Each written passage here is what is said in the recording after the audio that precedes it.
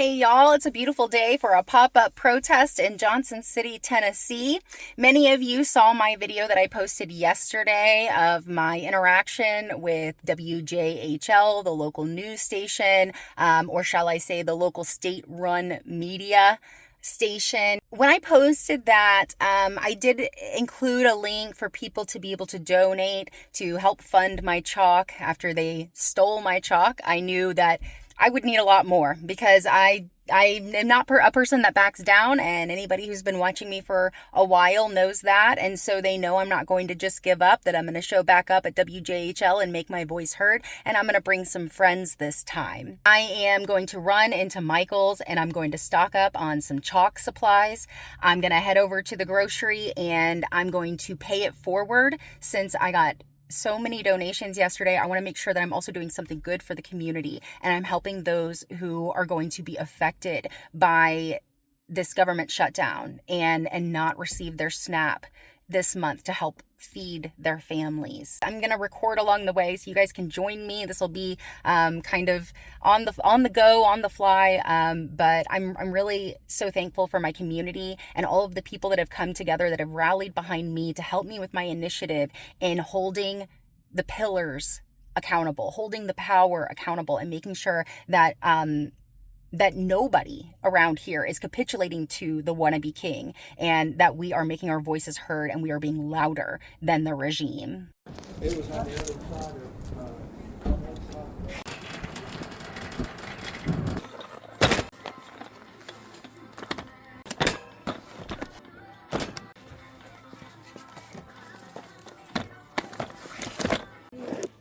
Or like for video.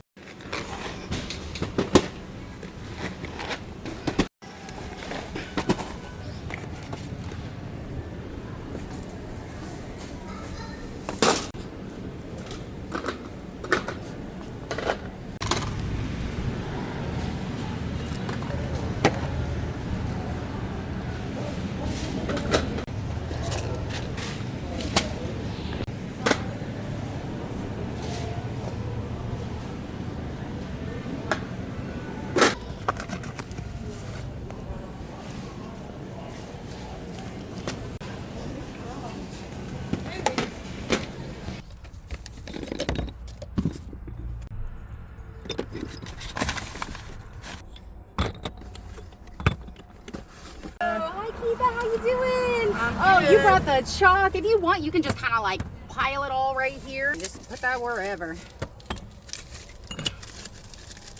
It's been good. Hi, how's it going? We're doing a little protest right outside of the news station here. We want some more fair and balanced reporting.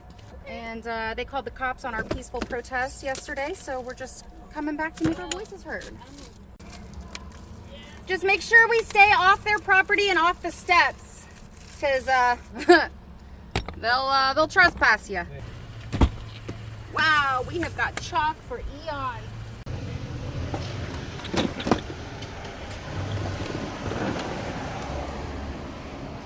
We are loaded up.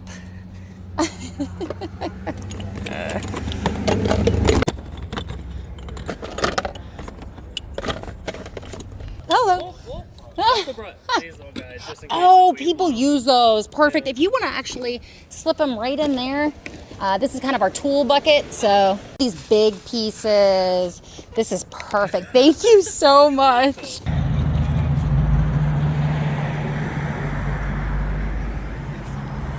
We're filling out here.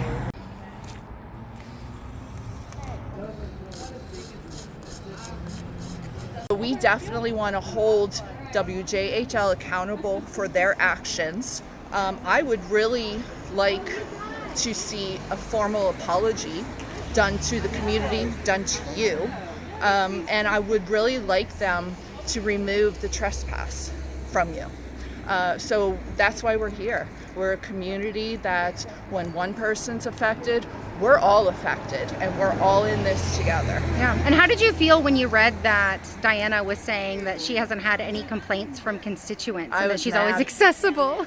I was mad, and I could not wait to call the office the next day. How often? And I let them know. How often would you say you call the office? I call about twice a week.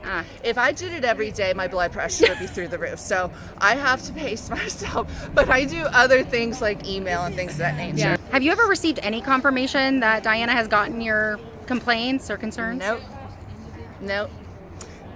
If you could say anything to Diana, what would you say? We want a town hall. But we know you're scared, and rightfully so. I mean, who wouldn't be scared? People are afraid they're going to die. Between removing the SNAP benefits and not even saying people that are upset over it, like, people are going to starve in Tennessee. These are your constituents. These are the people that you represent. You work for us. It just blows my mind that more people aren't upset and banging on Diana Harshberger's door. We have a unicorn here.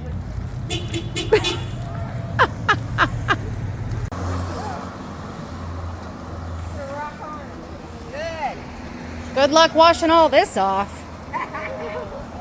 Gonna need a lot of water. Thank you. Myself, that beautiful woman, and this gorgeous woman has been at Diana's office every day. We have called you guys. We have begged for somebody to send a camera to see what we're doing. We took the complaints in the article, Christy did, and she wrote every complaint from your article in every... Thank you! Taxation without representation. In every parking spot, in front of her office. Every day we're out there. Nobody's visiting us. That's why we're here. We are upset. That was printed without any outreach to this community. And we live here.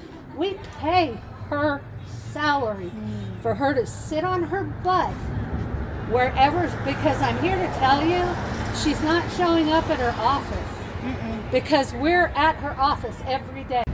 Seems to be a story in that to me. I could be wrong. If she didn't have any complaints, she wouldn't have called the cops and made fusses about us talking. That's just a lie for her to say there weren't any complaints. But she has called the cops and threatened us on several occasions. So, The Department of Justice threatened her to call the Department of Justice because chalk is a security threat. That is not okay. That's a story. That's a news And story. that's why we're mad. That's why we're down here. That's the news story. Yeah. 20 days, it was online this morning, 20 days since they've worked in the past however many months that it's been. It was 17 weeks, 17 weeks. And yet they want to introduce work requirements for Medicaid. So I want to talk about the fact that you have been talking with me outside of Diana's office like every single day.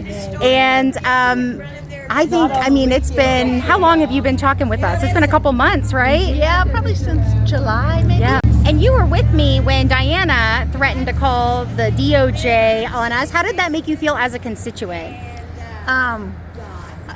Well, I felt a little bit intimidated.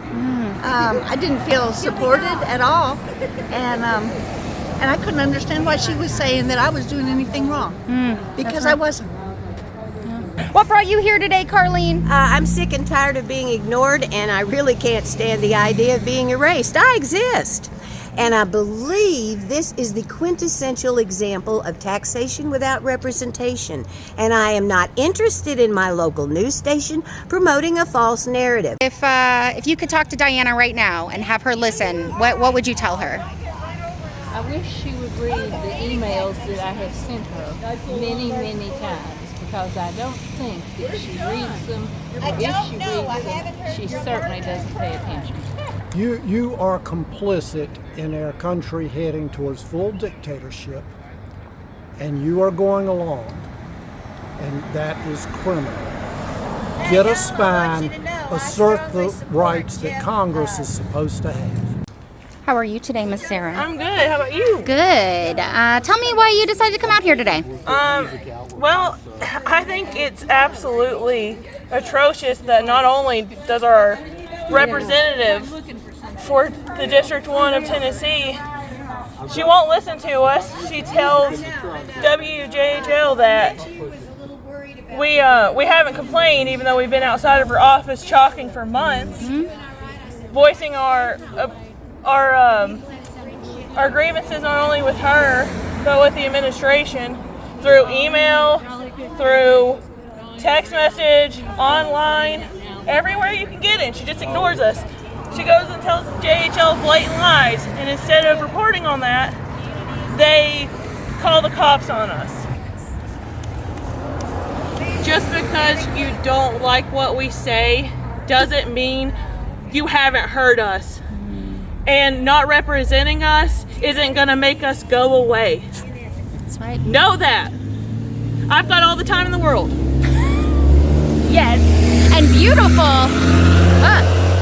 And beautiful printing, too. Look at that. Thank you. Tell me why you decided to come out today. Because I feel like that what we've been doing as constituents of Diana Harshbarger has not been being recognized adequately. We had 1,800 people in Johnson City just last Saturday, and that got very little recognition. Also, I feel like our Representative Harshbarger is not recognizing the people and the needs. She's following the money in Washington, and we will not stand for that. That's right. And I heard a little birdie told me that you were part of the rapid response team here. Is that correct? Oh, well, little birdie told me that. Little birdie Yes, told me that. All I did was send messages out, and there's a great bunch of people that responded and felt like it needed to happen. So many voted for Trump, but we also recognize a tyrant, and we recognize our Constitution, and we know when that is being gone against, and we will stand for our Constitution. So get on the right side.